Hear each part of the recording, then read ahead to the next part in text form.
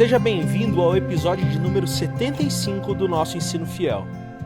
O episódio de hoje é uma das aulas do curso Introdução à Eclesiologia Batista, com Judy Clay Santos, Vinícius Musselman e David Bledsoe. O assunto da exclusão e restauração de membros, ou melhor dizendo, a disciplina eclesiástica, é vital à saúde da igreja, mas desde que seja focada na restauração dos membros e guiada pelo amor de Deus conforme as Escrituras. Exploraremos então a importância da disciplina restauradora na igreja, entendendo que cada membro desempenha um papel vital nesse processo. Prepare-se então para aprender sobre a responsabilidade dos membros na edificação e preservação da igreja. Avalie ou curta este episódio na plataforma onde estiver nos acompanhando. Isso nos ajuda a aprimorar os conteúdos e a alcançar mais pessoas.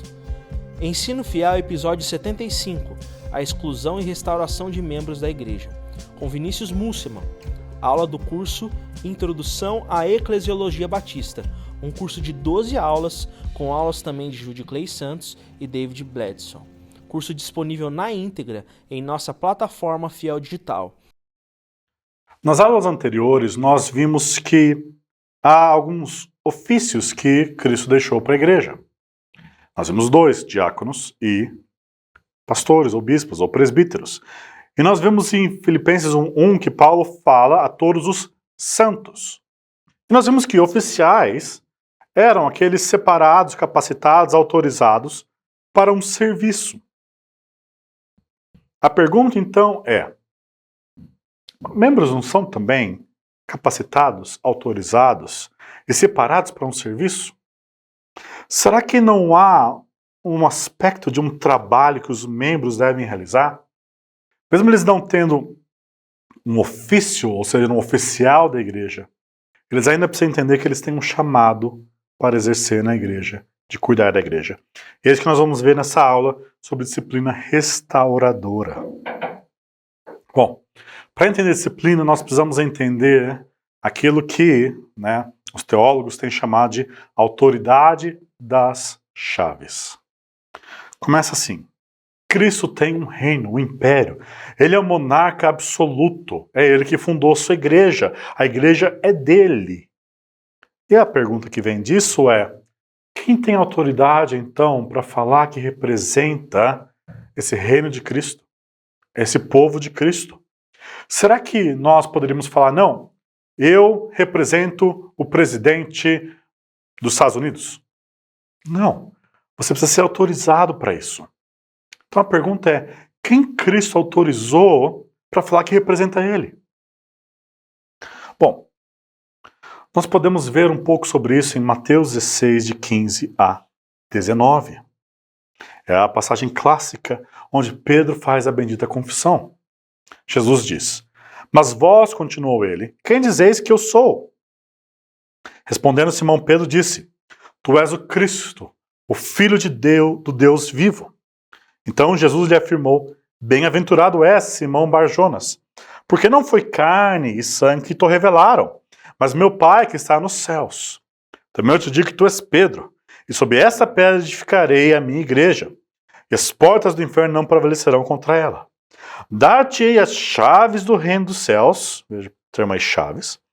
O que ligares na terra terá sido ligado nos céus, e o que desligares na terra terá sido desligado nos céus. Veja o que está acontecendo aqui, a dinâmica interessante que está acontecendo aqui. Jesus pergunta: quem vocês dizem que eu sou? Quem primeiro as pessoas dizem? E Pedro falam que você é um profeta. E essa é a resposta errada. E Pedro dá a resposta certa: tu és o Cristo, o Filho de Deus vivo. E daí Jesus, que está na terra, falando em nome do Pai que está nos céus, fala essa é a resposta certa. Bem-aventurado você é, Pedrão. Porque essa é a resposta precisa, que não foi você que teve essa resposta. Ela não veio da sua carne, ela veio do próprio Pai. Jesus, então, ouve uma profissão de fé, uma resposta de quem ele é, e Jesus julga essa profissão como falsa ou verdadeira. E ele atesta que a resposta verdadeira vem dos céus. E daí, assim como Pedro falou algo sobre Jesus, Jesus fala algo sobre Pedro. É bem debatido, né, quem que é essa pedra sobre a qual Cristo edificaria a sua igreja. Não há problema em entender que é Pedro e os apóstolos, afinal, a igreja está fundamentada sobre o fundamento dos apóstolos e profetas. Obviamente aqui esse texto não tem nada também sobre sucessão papal, sobre primário de Pedro, né? O que tem aqui é de fato que Jesus fala que vai dar para Pedro, dar-te-ei, e por extensão aos apóstolos, a chave do reino dos céus. E o que é essa chave? Bom, Jonathan Leeman comenta o seguinte: a autoridade das chaves é a autoridade para proferir juízos que afirmam se as palavras e as ações do indivíduo estão ou não de acordo com o Evangelho. É você fazer como Jesus fez, na verdade, a autoridade das chaves. É ouvir uma profissão de fé. E você ter autoridade para julgar se aquilo é verdadeiro ou falso. Se quem aquela pessoa fala que Jesus está certo ou está errado. Jesus faz isso com Pedro, e Jesus dá essa autoridade para Pedro e para os apóstolos de fazer isso com outras pessoas. E nós vemos isso na grande comissão. Jesus dá autoridade para Pedro e para os apóstolos ir por todas as nações, fazer discípulos e batizar e selar aquelas pessoas com o nome do Deus Trino, reconhecendo que de fato eles creem em Cristo, que são discípulos de Cristo. E nesse contexto da afirmação, Jesus instrui que eles devem fazer uma disciplina formativa, ou seja, devem ensinar a obedecer tudo que Cristo ordenou. Então os apóstolos recebem autoridade para incluir assim as pessoas, por assim dizer, na igreja. E por treiná-las e discipliná-las a tornarem-se discípulos de Cristo. Mas também para disciplinar e tirar aqueles que perderam sua profissão ou negaram por sua vida a sua profissão. E nós vemos apóstolos fazendo isso. Em Atos 5, Pedro traz juízo sobre Ananias e Safira. Em Atos 8, expulsa Simão Marco, que tinha sido batizado. Paulo entrega a Satanás, a pessoa imoral, de 1 Coríntios 5, e também entrega a Satanás a Alexandre, em 1 Timóteo 1, 20. Os apóstolos têm autoridade de Cristo para exercer, em nome de Cristo, essa autoridade da chave de falar quem está dentro e quem está fora. Bom, mas Jesus disse que a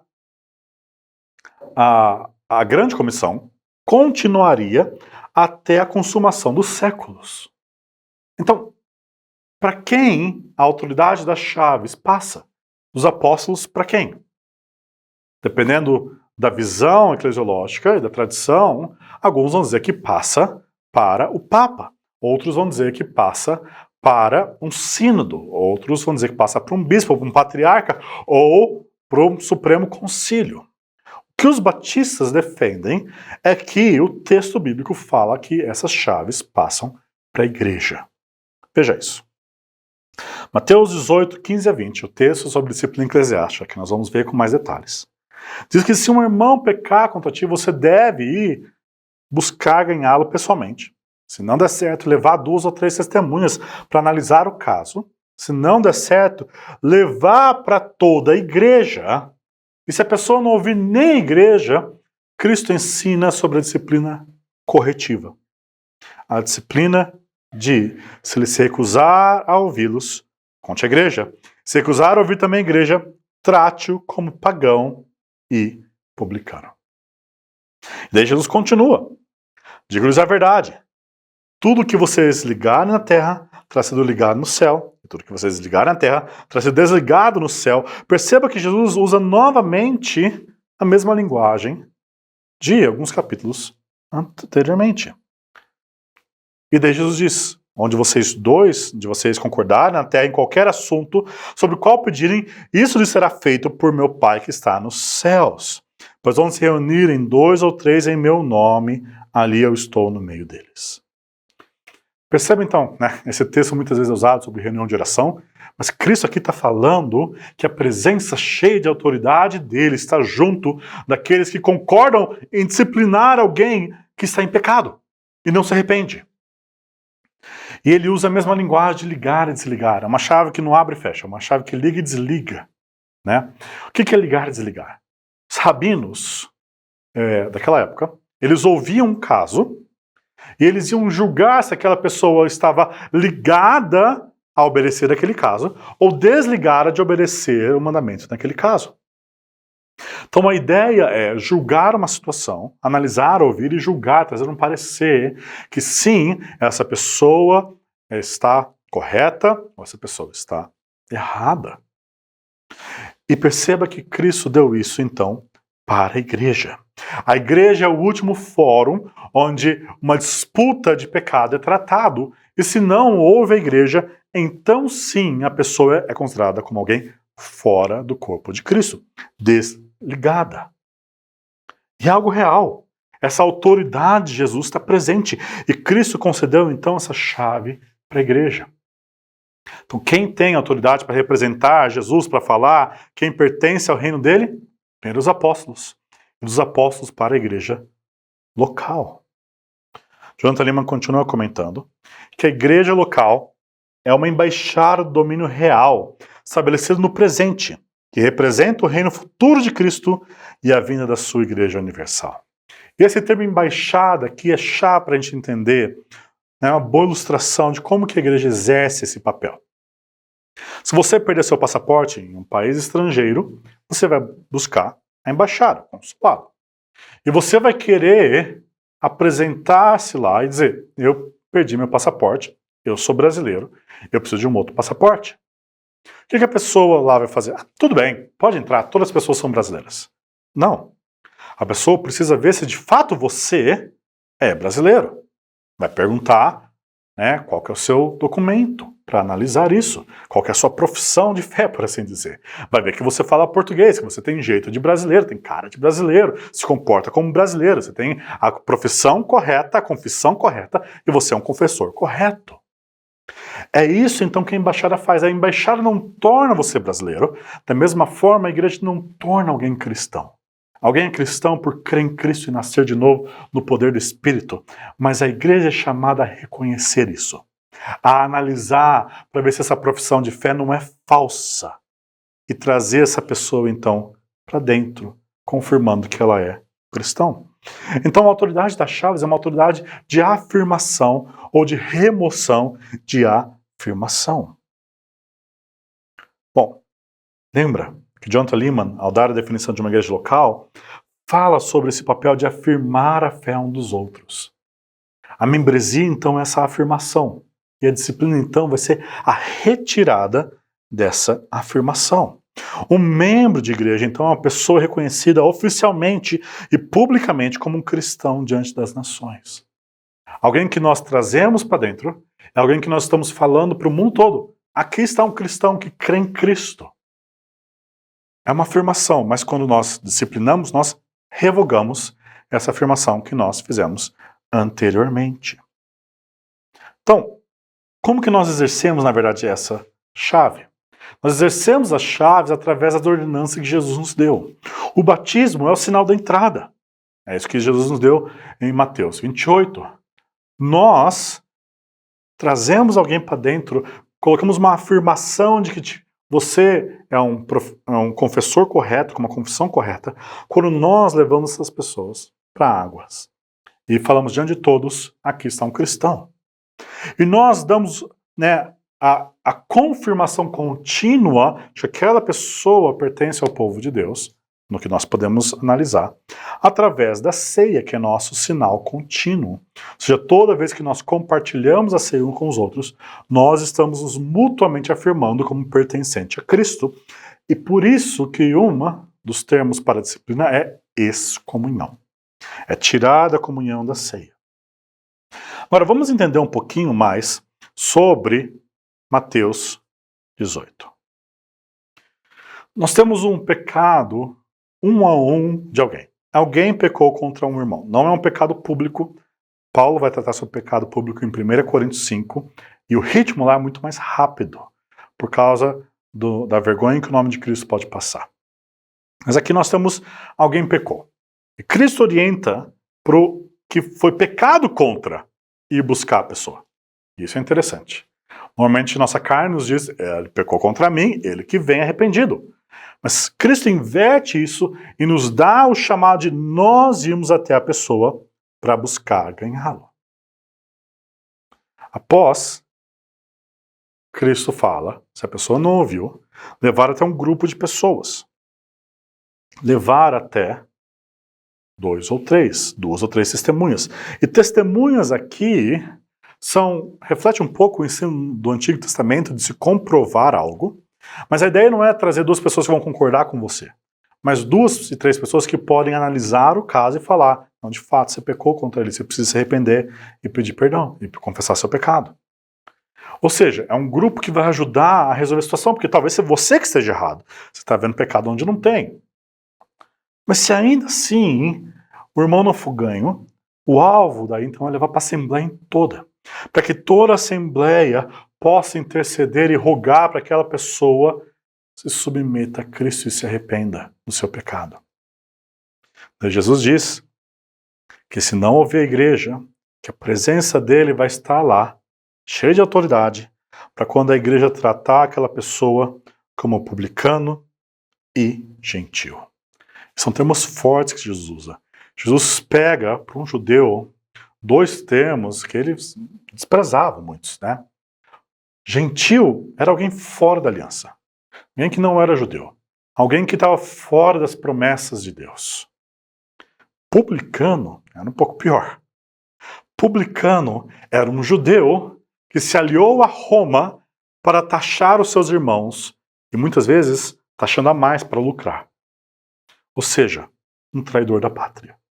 Jesus fala, trate a pessoa que fala que é cristã, mas que não se arrepende do seu pecado, como alguém que está fora do povo de Deus. Alguém que traiu o reino de Cristo pelo reino de Satanás. É uma nova relação com a pessoa. Não é só tirar o nome dela de um hall de membros. É uma relação nova. Eu não trato mais a pessoa como um irmão. Não trato como se tudo estivesse bem. Eu trato como se ela pertencesse ao diabo. E estivesse falando que pertencesse a Cristo. Ela está desonrando o nome de Cristo.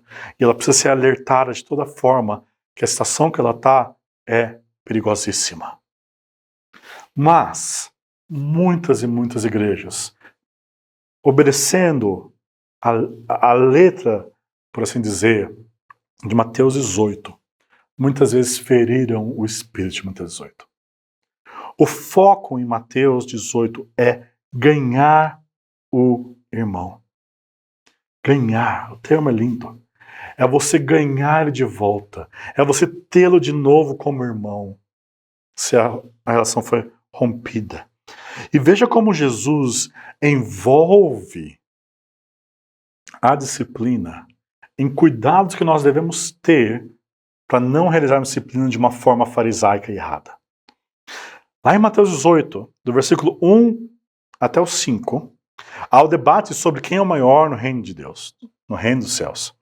E Jesus diz que o reino de Deus não é sobre exaltar a si mesmo sobre os outros, mas é humilhar-se e receber e servir os pequeninos. Começa a mudar a postura. A postura não é você pecou contra mim, mas a postura começa a ser servir o pequenino. De 6 a 9, do versículo 6 a 9, Jesus fala sobre os tropeços. Jesus fala, ai daquele que escandaliza um pequenino e faz tropeçar, que é melhor você cortar as suas mãos do que trazer escândalo para alguém. Porque aqueles que trazem escândalos, melhor seria amarrar uma pedra no pescoço e se jogar no mar, no oceano. O ponto de Jesus aqui é, tome muito cuidado quando você for buscar disciplinar alguém, para que você não esteja querendo fazer a pessoa tropeçar, porque muitas vezes a gente quer se vingar. Daí Jesus fala, do versículo 10 a 14, sobre a parábola da ovelha perdida, que uma sai e o bom pastor deixa as 99 atrás daquela uma. E Jesus fala então que nossa postura na disciplina é nós pararmos o que estamos fazendo para buscar de toda forma achar e ganhar e resgatar aquela pessoa que se perdeu no pecado de volta para o aprisco. E então vem o assunto sobre o irmão culpado. Então, a postura inicial é nós queremos ganhar o irmão. E se a pessoa se arrependeu, a postura depois é de perdão. Depois que Jesus fala isso, né, Pedro pergunta quantas vezes temos que perdoar os irmãos? 7 vezes? E Pedro achando que estava arrasando colocando um número alto. Mas nós vemos que não. Jesus fala 70 vezes 7 ou 77. Esse número reverbera lá em Gênesis, que Lameque fala que a vingança dele seria 70 vezes 7 maior do que de Caim. Ou seja, Jesus está falando, qualquer que for o tamanho da impiedade, seja o tamanho maior do perdão, se houver arrependimento.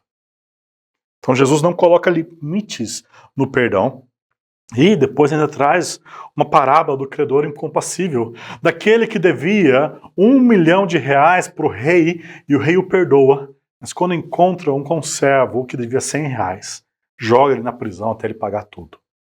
Esse servo que devia R$1 milhão, o rei joga ele na prisão até que ele pague tudo. Ele não vai conseguir pagar, é impossível ele pagar. Ele vai ser por toda a eternidade em trevas e prisão. E o ponto de Jesus é, se você não perdoa, você mostra que não há perdão dos céus para a sua vida. A evidência do perdão de Deus é o perdão ao nosso irmão, ao nosso próximo. Ou seja, perceba como Jesus envolve Mateus 18 em humildade e perdão. Antes vem sobre pequeninos, sobre o receber, sobre não fazer tropeçar, sobre buscar se eles se desviarem. E depois vem perdão, que devemos perdoar abundantemente, assim como nós fomos perdoados de uma dívida imensurável. Essa é a postura correta da disciplina eclesiástica. Se não está com essa postura, nós muitas vezes estamos falhando, porque nós estamos exercendo de forma falha a representação de Cristo. Ter a autoridade das chaves é saber que você está representando os céus, você está representando o próprio Cristo. E fazer isso de uma forma maldosa, vingativa, farisaica, policial, é ir contra o próprio Cristo amoroso que nós servimos. Por isso que nós somos chamados, nesse contexto, a praticar a disciplina eclesiástica. Mas, se ainda assim, se a pessoa não se arrepende, nós somos chamados a tomar uma postura. O outro perigo, lá em 1 Coríntios 5, é que a igreja de Corinto se achava uma igreja da graça, leniente com o pecado escandaloso, no qual um dos membros teve relações ou com a sua mãe ou com a sua madrasta. E a própria cidade de Corinto, que era uma cidade altamente impiedosa, ficou escandalizada. E Paulo lá fala para eles serem rápidos no nome do poder de Cristo, a tirar aquela pessoa. Por quê? Porque um pouco de fermento levera toda a massa. Pecado não tratado só cresce. E nós somos chamados a tratar de forma humilde, de forma graciosa, mas a tratar o pecado. Quando então nós disciplinamos ou excomungamos alguém, o que nós estamos fazendo é revogando a afirmação que nós fizemos primeiro como igreja. Se na membresia nós afirmamos que a pessoa é um crente, que nós podemos analisar, e é o confessor correto, com a confissão correta, na disciplina nós tiramos essa afirmação. Nós tiramos a pessoa da membresia e nós tiramos a pessoa do símbolo disso, que é a ceia. Então, uma pessoa que foi excomungada, nós queremos sim no culto para ouvir a palavra de Deus, se arrepender e voltar a Cristo. Mas nós não vamos entregar a ceia na mão dela, se podemos evitar. Mas a excomunhão não deve ser, então, uma opressão apressada. Nós não devemos fazer as coisas de forma atropelada. Ainda mais quando as coisas não são públicas, devemos fazer tudo para ganhar o irmão. Também não é capricho da liderança. Muitos pastores movem a igreja para disciplinar alguém. Que grande pecado é isso? Por causa de picuinhas que tem com algum irmão. E também não é enviar para o inferno.